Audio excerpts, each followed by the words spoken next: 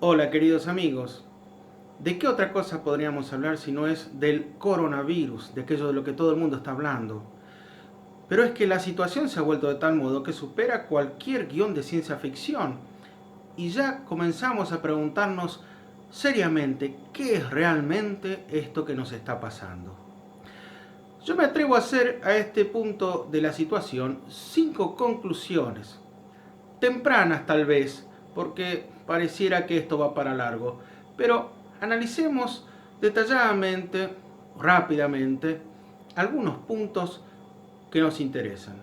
Primera conclusión. El hombre se ha hinchado con sus logros científicos, económicos, políticos, con las ideologías modernoides que se nos quieren imponer. Y entonces en medio de este ensalzamiento del hombre por el hombre mismo, aparece un pequeño virus diminuto que nos arruina todo. Es el humor de Dios. Dios se ríe de los soberbios y nos obliga por un pequeño microorganismo a cambiar nuestra vida totalmente. Por ejemplo, en este momento, ¿a dónde están los defensores del aborto? ¿A dónde están las feminazis, los LGTB? Tienen miedo. ¿Saben qué es lo que realmente pasa? Es que ahora lo que nos está pasando es realmente serio. Lo otro, las ideologías que nos están imponiendo en este tiempo, no son serias, no son reales, no las necesitamos. Y por eso, en este momento, cuando hay peligro, desaparecen estos temas. Porque, a ver, díganme, ¿dónde están los LGTB en los hospitales atendiendo enfermos? ¿Dónde están las feminazis juntando alimentos para los necesitados en estos momentos?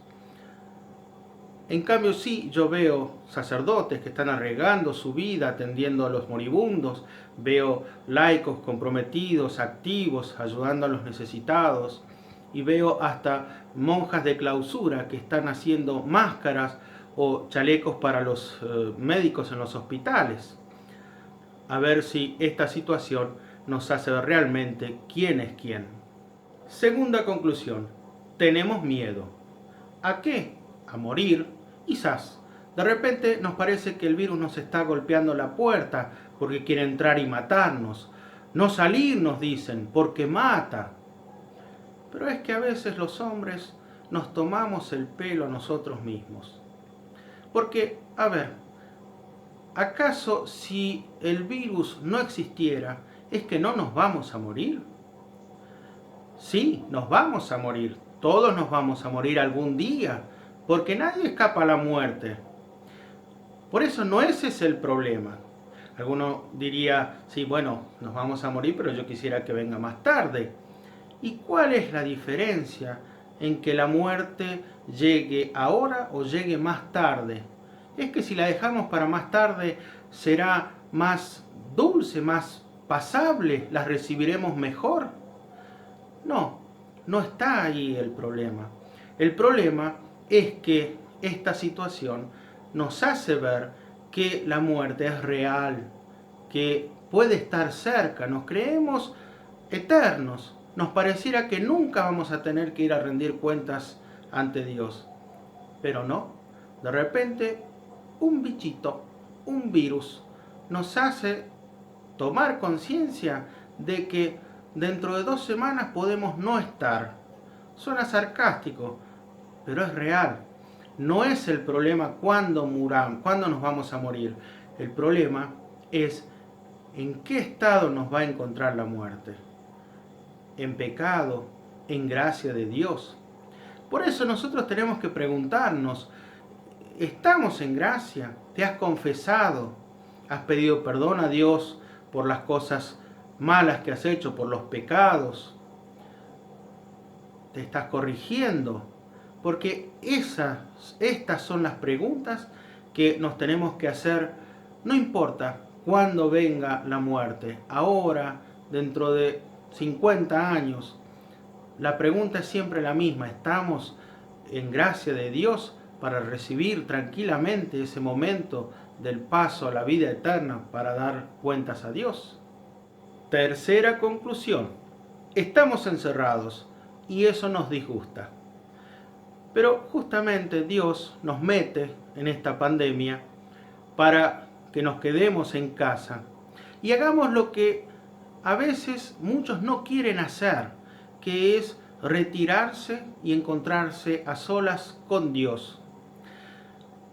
Eso es una cosa que se recomienda, hacer retiros, hacer los ejercicios espirituales, es decir, dedicar algún tiempo, algunos días a la reflexión sobre la propia alma, sobre la relación con Dios.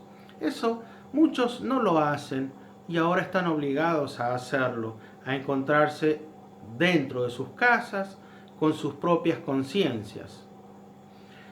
Por eso es que a veces el frenesí de la vida cotidiana, las actividades, las distracciones, el internet, el televisor, todas esas cosas nos distraen y nos hacen olvidar de lo más importante, que es Dios, que es nuestra relación con Dios y el estado de nuestra alma.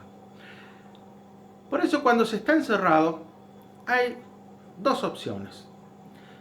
O pasando el tiempo ya nos empezamos a poner un poco histéricos, no sabemos qué hacer, estamos aburridos y entonces empezamos a ponernos nerviosos.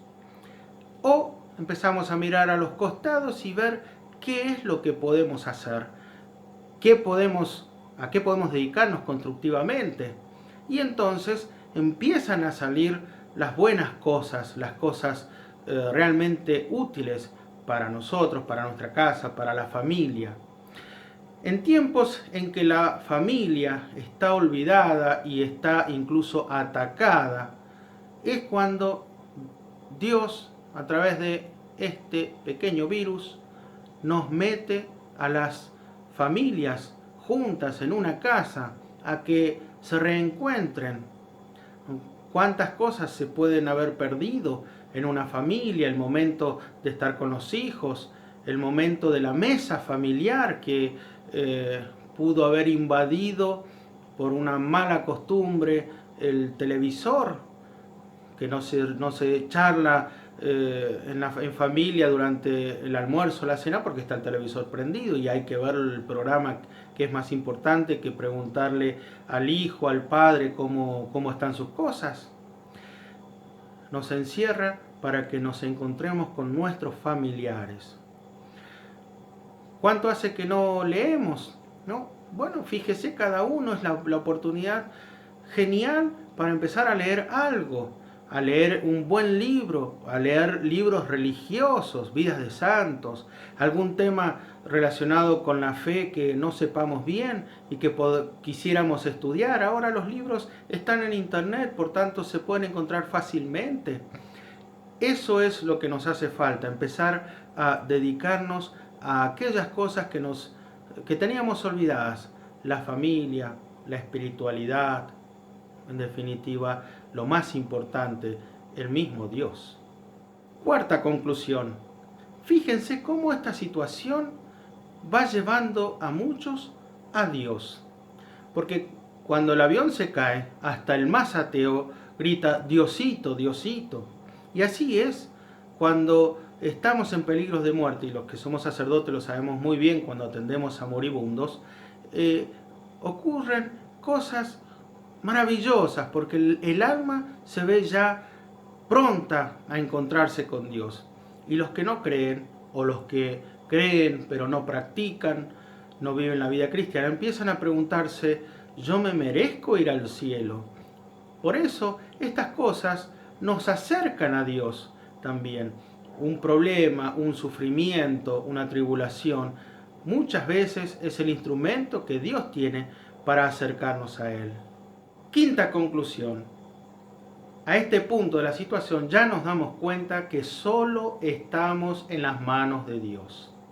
Porque la situación se fue de las manos todopoderosas del hombre y nos damos cuenta de que los países poderosos no nos pueden sacar de este apuro. Que no hay dinero que nos pueda curar, que tampoco las capacidades humanas encuentran cómo solucionar todo esto. Por eso llegamos a la conclusión de que solo Dios nos puede proteger y nos puede salvar de esta situación. Y seguramente que muchos se han preguntado por qué Dios permite esto. Y yo haría la pregunta de otro modo. ¿Y por qué no lo va a permitir? Es que el hombre ha ido demasiado lejos. Ha dejado a Dios y no solamente lo ha dejado a Él, que es el fin y el motivo de la vida del hombre, pero el hombre se olvidó de Dios y empezó a destruirse a sí mismo, a tal punto de que hemos llegado al aborto como una imposición, a ideologías de género ridículas. El hombre se está destruyendo a sí mismo. Por eso, a veces es necesario que Dios nos haga ver que somos de polvo y que al polvo volveremos. Que nuestra fuerza es nada, que somos frágiles, que no dependemos de nosotros mismos, que no podemos hacer las cosas que hace Dios. Por eso Dios nos hace ver con esta situación que dependemos de Él. Por eso miren, es un momento ideal para aprovechar y sacarle frutos a esta situación.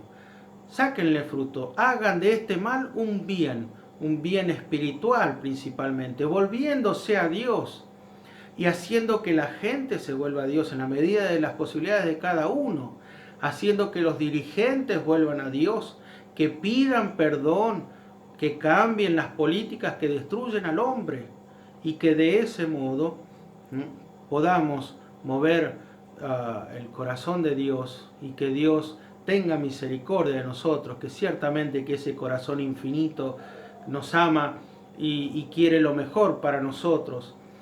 Y a veces un virus, una pandemia, un problema tan grave como el que estamos sufriendo en todo el mundo, es necesario para abrirnos los ojos y para acercarnos a ese corazón que tanto nos ama, el corazón de nuestro Señor Jesucristo. Que Dios los cuide y los bendiga.